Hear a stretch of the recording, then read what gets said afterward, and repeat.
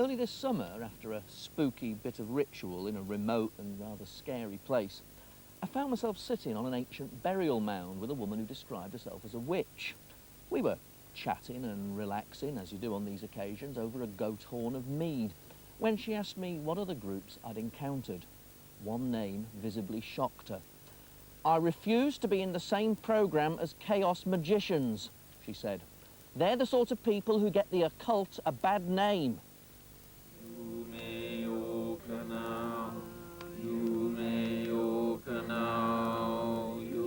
We met them in the middle of the night in a yew tree forest near Maidstone. I knew that magic spells and the rampant fertility deity Canunus were on the agenda, but no one had mentioned the human bones.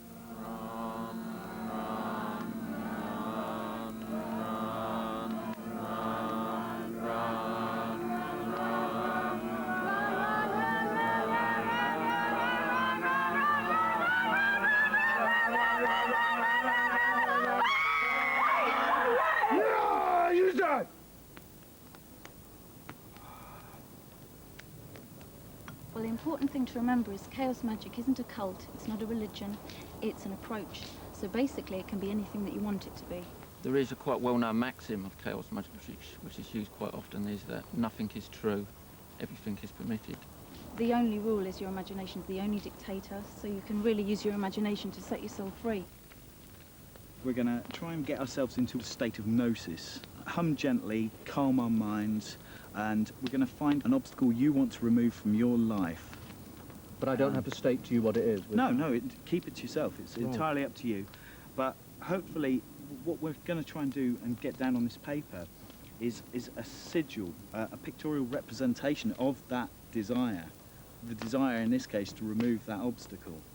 We're going to remove the lustful results by what's called displacement of personality, whereas you invoke a deity, and in this case we're going to invoke Canunus, which is the horned god, and at the height of the invocation we're going to destroy these things and burn them in the fire, and then we'll forget about them.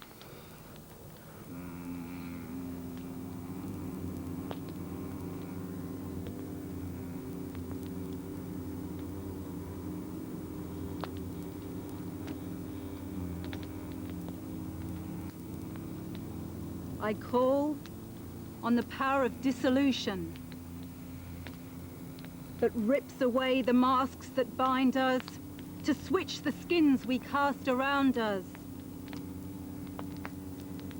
Spirit of eternal changes, empower us. Bring magic into our hearts, and may our goals be true and just. Hell. Wild is the hunt.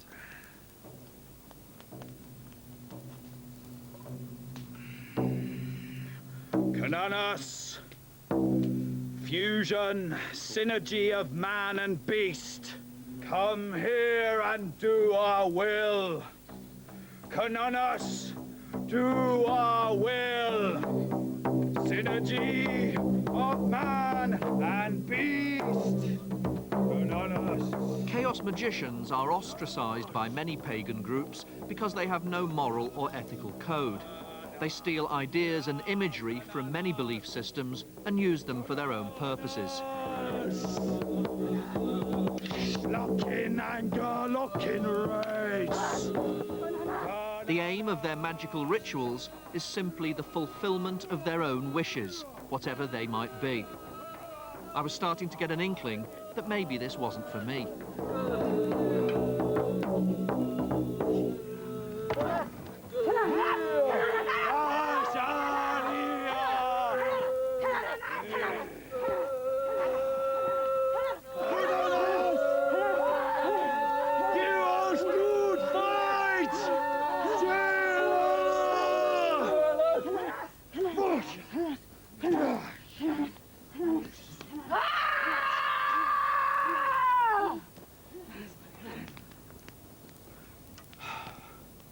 Banish with laughter! Well, what would you do? If you say viewed chaos magic as a as a whirling hurricane. The eye of the storm is always the calmest place to be. So that's what we're And we stand in the aiming middle, for. as it were, and we work whichever way the storm goes. Robin, what do you do when you're not doing this? Accountancy. Accountancy. Yes. Thank you, God. The idea of the occult being populated entirely by accountants was particularly terrifying.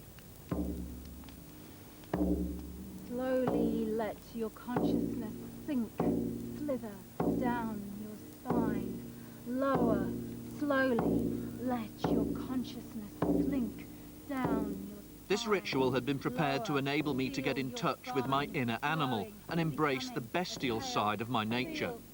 Well, it was Friday night. For you, feel the earth open, for you. Feel the earth open, Ingus for you. Ingus. Lower. This is where your ancestors lie sleeping. This is where the animals lie dreaming. This is the bestial dreaming. Push deeper into the dreaming. Push down, lower, deeper into the dreaming. Feel the animals stir around you. Feel the animals scent around you. Feel the animal rise within you. Feel the animal push into you. Feel the animal rise within you. Feel the animal rise within you. Feel the animal push into you. Feel the animal rise within you. Feel the animal push through you. Up through your spine. Up through your spine. Up through your spine. Feel the animal rise with you. Feel the animal power. Feel the animal power rising. Feel the animal power rising. Now! Push out! Out! Yeah! Woo!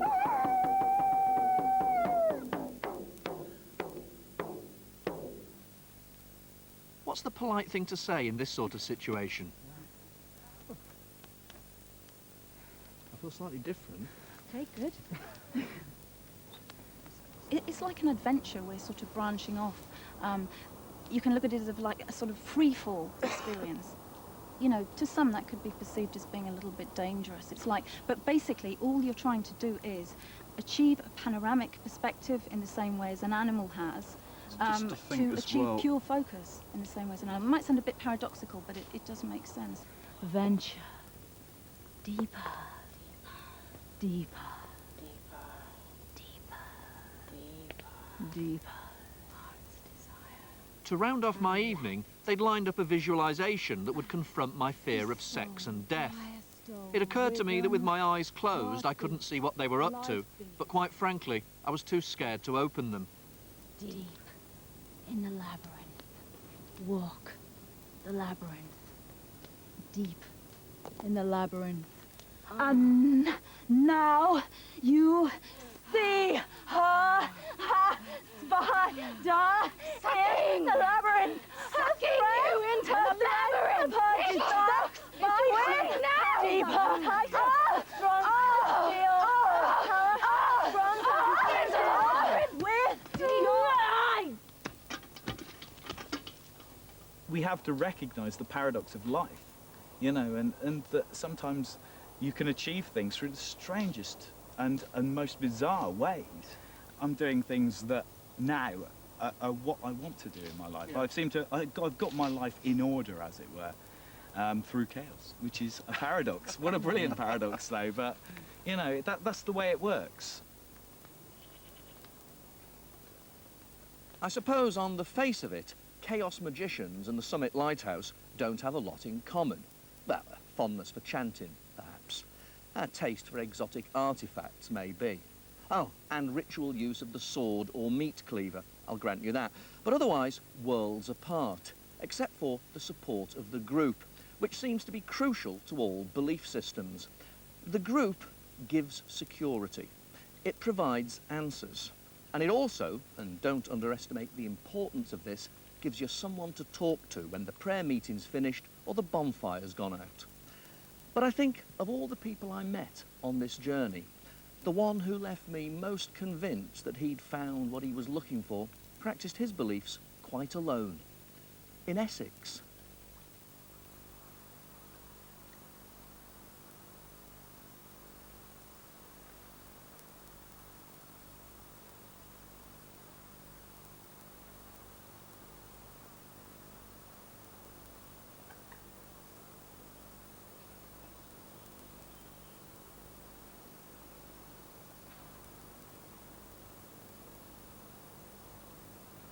We have to get comfortable with ourselves, start where we are.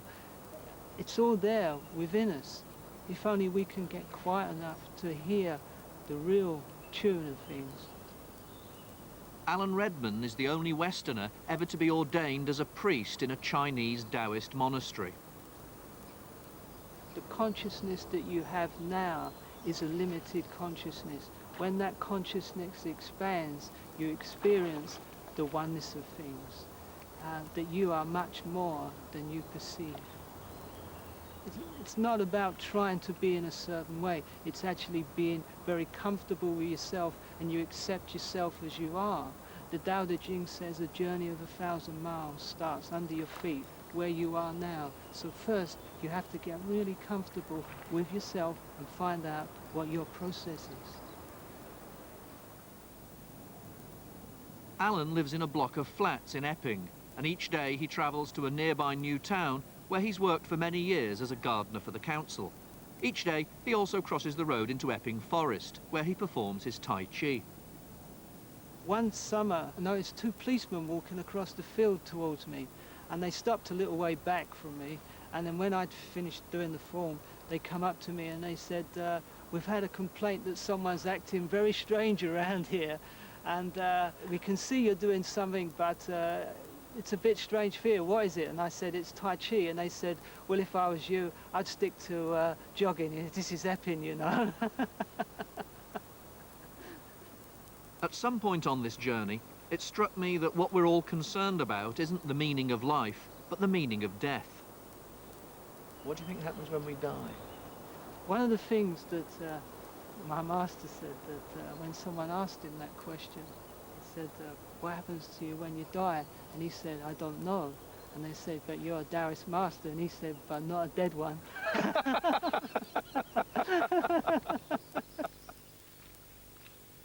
People keep saying to me, all that time you spend with witches and shamans and druids and weirdos, has it changed you? Well, sometimes we change, and sometimes we just remember things we already knew, but it's like discovering them for the very first time.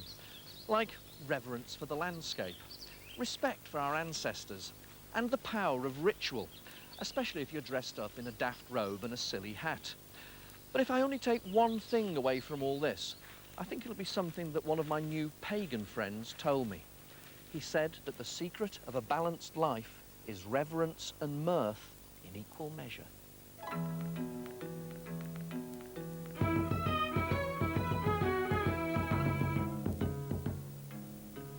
That was the last in this series. For contact details about the religions and beliefs featured, there's a special Channel 4 poster for £2. Just call 0897 188 177 and the £2 call will be charged to your phone bill.